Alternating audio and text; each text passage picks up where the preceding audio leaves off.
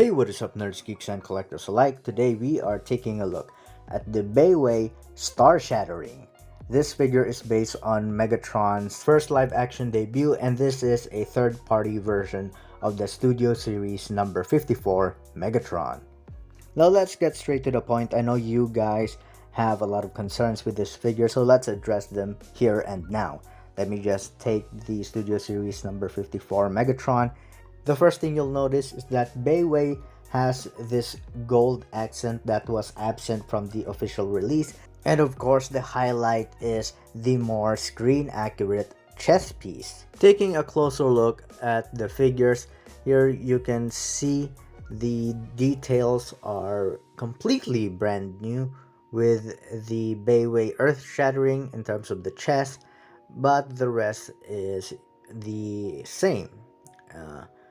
You can see here it is covered in this very nice silver paint, and it has some weathering throughout the entire figure, unlike Hasbro where they will put some paint on the chest at the front of the figure while the back is completely clean. So that was kind of weird, but this guy has a perfect balance in terms of paint, and the overall presentation absolutely captures '07 Megatron more so than the official release. Which is unfortunate because I really like the Studio Series 54, and at first I really didn't notice that the chest was inaccurate until a friend of mine pointed it out.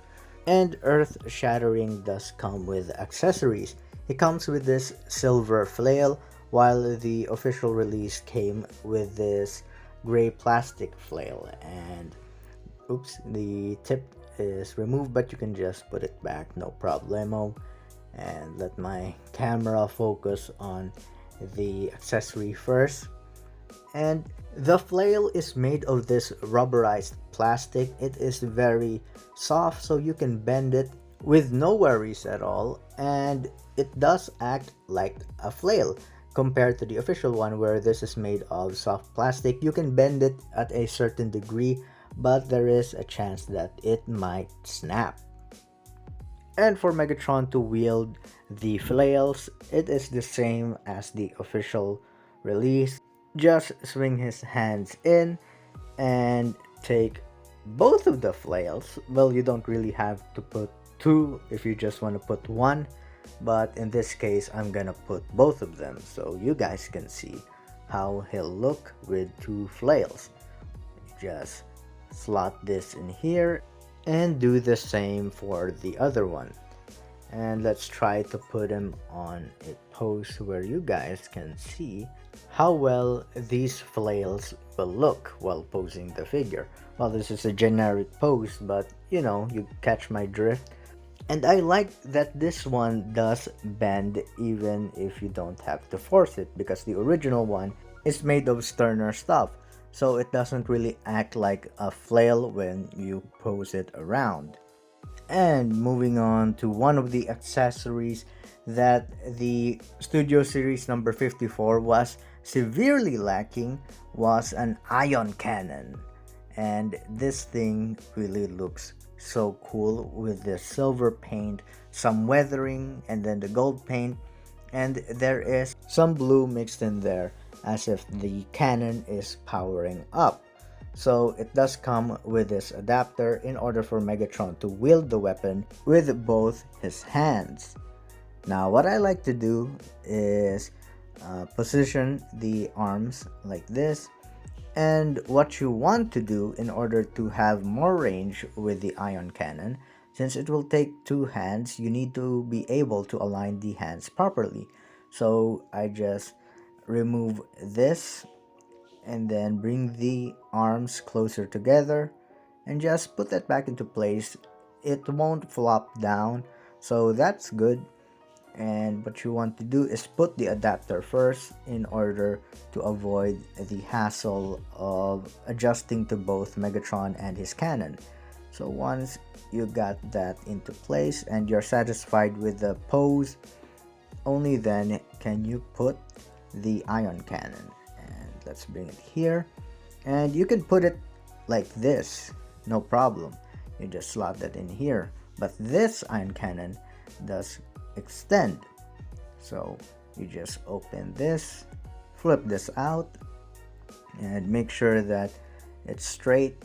Clip that in, and as you can see, this looks extremely well made for a figure that is as cheap as $14, and you get these types of accessories, paint, as well as die cast.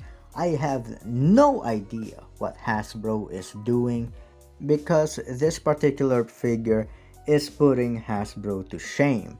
And as you can see here, it looks so cool with the ion cannon. Yes, the connection can be more flush, but still, this is a lot better than what we initially got. And if you are wondering if Megatron can wield Earth-Shattering's weapons, yes, he can. As you can see, he can mount the flail no problem at all. It is a very comfortable fit. You don't feel any resistance or some looseness whatsoever. And yes, you can wield the ion cannon as well. If the flail fits, then you won't have problem with this one. Now moving on to the articulation of Megatron, he can do a 360, look up that far and look down that far. That's more for the transformation. And you can bring his arms to a 360, his shoulders can extend that far up, 90-degree bend, and he can close his hands, but that's more for the transformation. No articulation with the chest. His feet can kick up that far, his feet can move back that far, and let's bring his feet back. He can do the splits fairly well, and he does have some thigh swivel, 90-degree bend, and his toes can go up and down, as well as his heels for more range of motion and a pivot. And that's about it for articulation. Now let's move on to the size comparisons. Let's see here, Megatron stands a little above 8 inches. As you can see, that is a very decent height for a Voyager class. And here we have the official release, Studio Series number 54 Megatron. And he stands a little below 8 inches. The reason for that is because of the more screen accurate chest piece. It is a tad bit taller, so the head rests on the chest, so the head rests a little taller than the official release. And here we have the Baiwei Star Leader beside the Baiwei Earth Shattering, while Studio Series Megatron is beside Studio Series Optimus Prime. And that's how they scale with one another. That's about it for the size comparisons. Now let's move on to the transformation.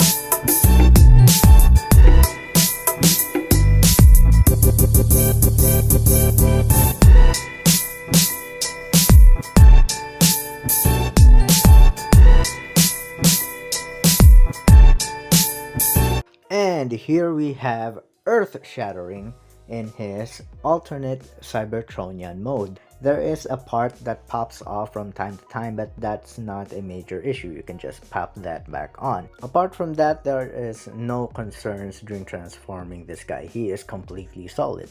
Now, bringing in the official release, as you can see, the major difference is the paint. Earth Shattering has this additional gold as well as weathering throughout the figure that really makes it pop. And these two are the exact same sculpt in terms of the alt mode and if you're only looking at the top. Because the only difference in terms of sculpt is at the bottom, which is the chest. That's why I have my mouse pad here. I don't want to scuff the paint on the chest, so I put a mouse pad just in case. I don't want to scuff the paint because these two are really good looking figures and I don't want to mess that up. So that's about it for his Cybertronian alt mode. So to summarize, you should really get this figure if you are a fan of the 07 movie, and this is a more screen accurate figure form representation of Megatron in that film. And not to mention, it already includes an upgrade kit. So I highly suggest you get this figure, especially for your Studio Series display, because this guy is far superior than Studio Series number 54. So that's about it. Till next time, see ya!